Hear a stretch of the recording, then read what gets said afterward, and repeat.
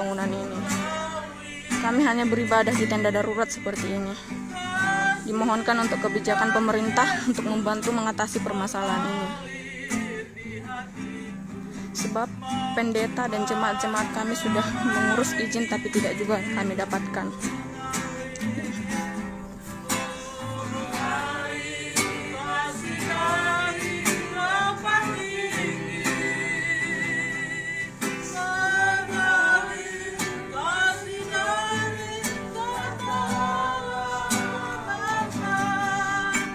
Kami juga tidak tahu motivasi masyarakat bangun ini tidak mengizinkan kami beribadah di sini dan juga tidak mengizinkan untuk melanjutkan bangunan ini.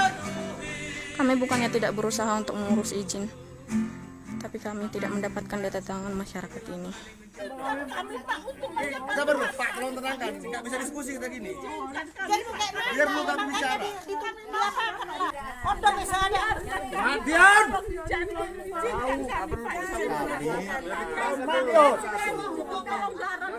Kami dapat memuji Tuhan kami Pak. Tolonglah kami Pak, tolong kami mohonlah sama Bapak. Kami mohon sama Bapak, tolonglah Pak, kasih kami jalan. Jadi kami sebenarnya masih bentar Bu. Ini udah kesana kemari Pak. Kami masih menengahil. Kalau kami lihat, kalau nggak kalau datang kemari kan.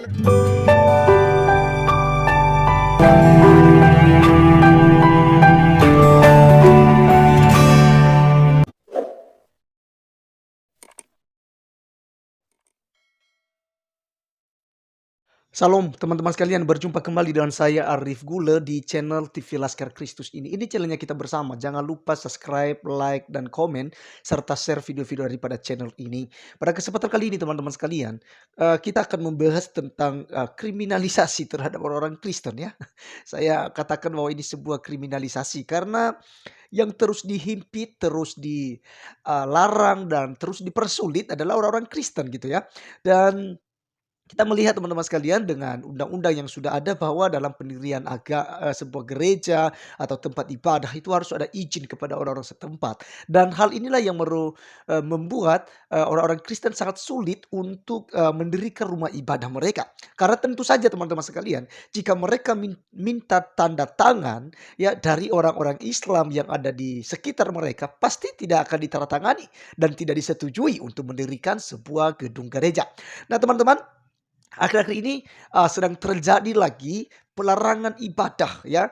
Ini sudah jadi gedung teman-teman sekalian ya, udah jadi gedung, tapi tentu ya ada orang-orang yang mencari-cari persoalan supaya gereja tersebut ditutup dan jemaat di sana tidak lagi menggunakan gereja untuk beribadah. Akhirnya mereka ibadah di samping gerejanya teman-teman sekalian ya, dengan penuh kesedihan. Ya sampai mereka memohon-mohon agar cepat ada solusinya gitu ya. Baik teman-teman sekalian, kita langsung saja untuk melihat dulu videonya biar kita mengerti bersama apa yang menjadi persoalannya. Berikut videonya.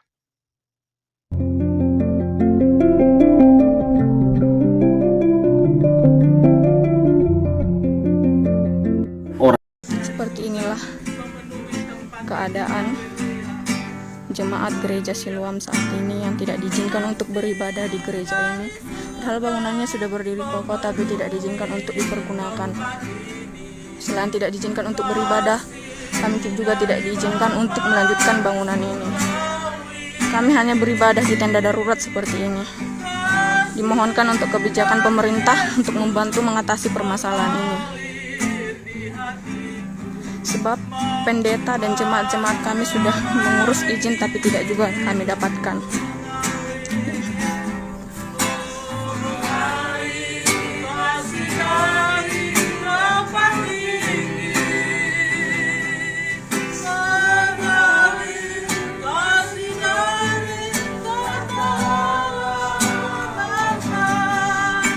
Kami juga tidak tahu motivasi masyarakat bangun ini tidak mengizinkan kami beribadah di sini dan juga tidak mengizinkan untuk melanjutkan bangunan ini. Kami bukannya tidak berusaha untuk mengurus izin, tapi kami tidak mendapatkan data tangan masyarakat ini.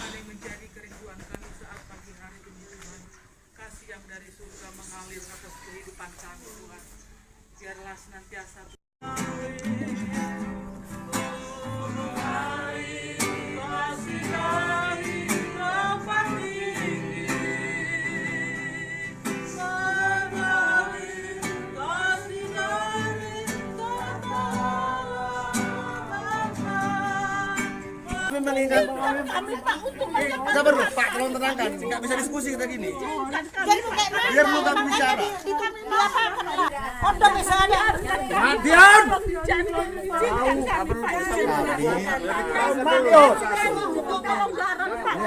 kami dapat memuji Tuhan kami Pak.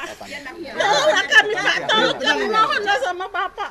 Kami mohon sama Bapak, tolonglah Pak, kasih kami tolong kami. Jadi Bapak kami ini sebenarnya Pak, masih- Bapak, bentar, Bapak Bu. ini udah kesana kemari Pak, Kami masih untuk perusahanya menengah. Bapak Kalau ini, kami Pak. lihat, kalau nggak orang datang kemari kan lebih berat, Bi. Lebih nggak berat. Jadi kami Izinkan kami Pak, aku mohon kepada Bapak ini semua.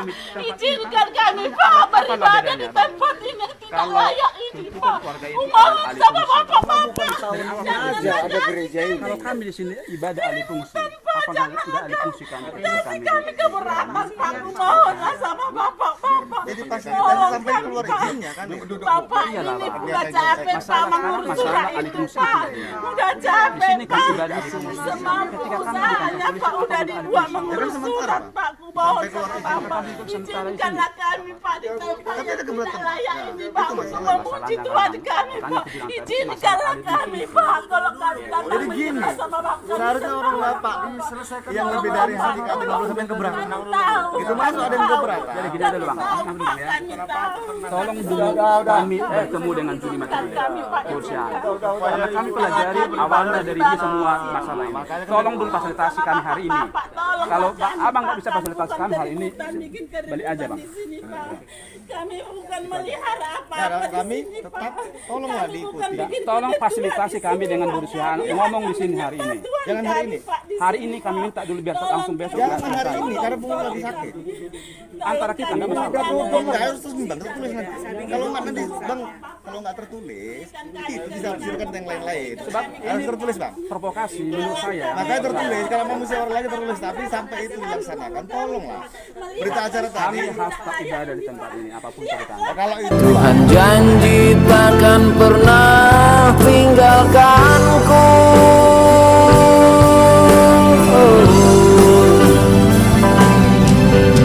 Suatu hari nanti jika Miris ya teman-teman sekalian ya. Sangat miris.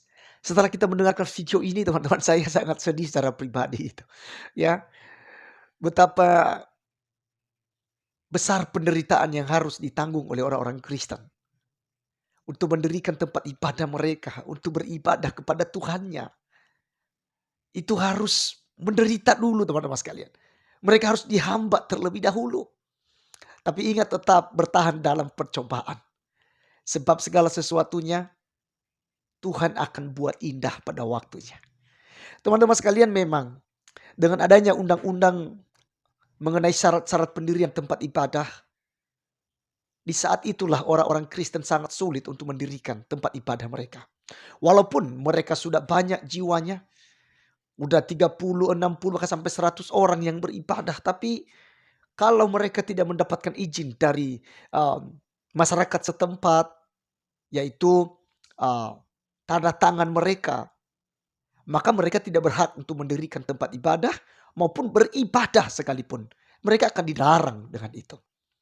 Dan pertanyaannya teman-teman sekalian, siapa dari antara Islam yang mau gitu loh? Yang mau, ini yang sulit didapatkan walaupun ada.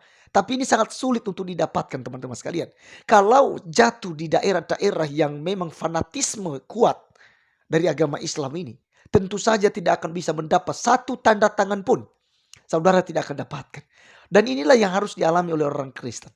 Tetapi mari teman-teman sekalian, ya, kita tetap tabah, kita tetap bersuka cita. Sebab ketika kita ditolak, dianiaya, di sanalah terbukti bahwa kita adalah orang-orang yang beriman, orang-orang yang menderita, bukan membuat penderitaan kepada orang lain, tapi menderita karena kebenaran. Karena Alkitab katakan berbahagialah kamu yang dianiaya karena namaku. Jadi saya teringat apa yang menjadi ajaran daripada Tuhan Yesus Kristus, teman-teman, di dalam Matius pasalnya yang kelima ayat 2 hingga ayatnya yang ke-12, teman-teman sekalian. Ya, saya akan bacakan buat kita. Alkitab katakan, maka Yesus pun mulai berbicara dan mengajar mereka, katanya, berbahagialah orang yang miskin di hadapan Allah, karena mereka lah yang mempunyai kerajaan sorga. Berbahagialah orang yang berduka cita, karena mereka akan dihibur. Berbahagialah orang yang lemah lembut, karena mereka akan memiliki bumi.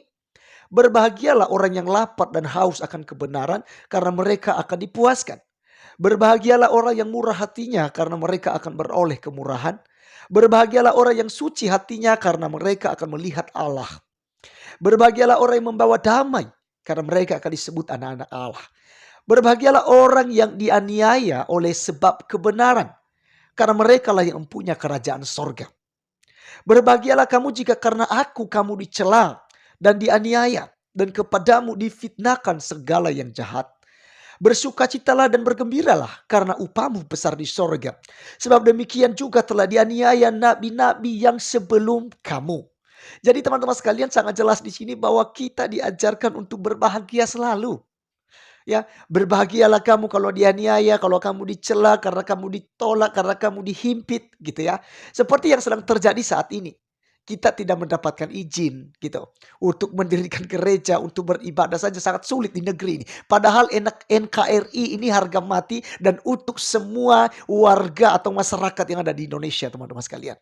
Tetapi masih ada kejoliman-kejoliman yang terjadi di NKRI ini. Sampai kapan, teman-teman sekalian? Kita hanya menunggu hal itu kepada pemerintah. Sampai kapan kita harus menderita semacam ini? Apakah sampai Tuhan Yesus datang untuk menjemput kita sebagai orang-orang percaya? Atau hal ini secepatnya untuk diselesaikan? Teman-teman, kita tidak terlalu berharap banyak, karena itu percuma. Alkitab katakan jangan menaruh harapan kepada manusia, tetapi taruhlah harapanmu kepada Allah, maka Dia akan bertindak. Dia akan menyelesaikan persoalan kita. Ingat teman-teman sekalian, ketika bangsa Israel diperbudak, dihimpit, disakiti di Mesir, dan ketika mereka berseru-seru dengan Tuhan, Tuhan mengutus Musa di sana. Dan apa yang terjadi? Kota Mesir dilanda dengan bencana-bencana alam yang luar biasa sekali penderitaannya. Akhirnya apa? Raja Mesir yaitu Firaun mengizinkan bangsa Israel beribadah atau pergi beribadah ke tempat yang ditunjukkan Allah kepada mereka. Jadi teman-teman sekalian, mari kita tunggu waktunya Tuhan. Karena waktu Tuhan pasti waktu yang terbaik. Oleh karenanya teman-teman, saudara kita yang ada di Simalungun, ya, Itok-Itok, Layak-Layak saya di sana, tetap kuat, tetap semangat, jangan menyerah, dan selalu mengucap syukur kepada Allah kita. Itu yang diinginkan. Percayalah bahwa Tuhan di pihak orang benar. Tuhan di pihak kita sebagai anak-anaknya. Oleh karenanya biarkan mereka yang terus menghimpit, menghalangi kita untuk beribadah kepada Tuhan. Percaya cepat atau lambat mereka akan menerima akibatnya daripada Tuhan. Jangan kita menghakimi, sebab itu bukan haknya kita. Serahkan kepada Tuhan yang adalah hakim yang adil. Sebab dialah yang layak untuk memberikan penghakiman kepada orang-orang yang berbuat jahat. Sebagai penutup, mari tetap junjung tinggi nilai kasih. Yesus berkata, kasihilah sesamamu manusia seperti dirimu sendiri, dan kasihi jugalah musuhmu. Berdoalah bagi mereka yang menganiaya kamu. Orang-orang yang melarang tempat ibadah, orang-orang yang melarang pembangunan gereja tersebut, mari doakan mereka. Itulah ajaran Tuhan. Jangan mencaci maki, jangan menghina mereka, tetapi kita berdoa saja. Serahkan persoalannya sama Tuhan Yesus Kristus. Maka dialah yang akan menyelesaikannya. Terima kasih teman-teman sekalian. Sekali lagi, tetap semangat, jangan menyerah, dan selalu mengucap syukur. Saya Arif Gula undur diri, sampai ketemu di video saya selanjutnya. Tuhan Yesus memberkati kita. Salam.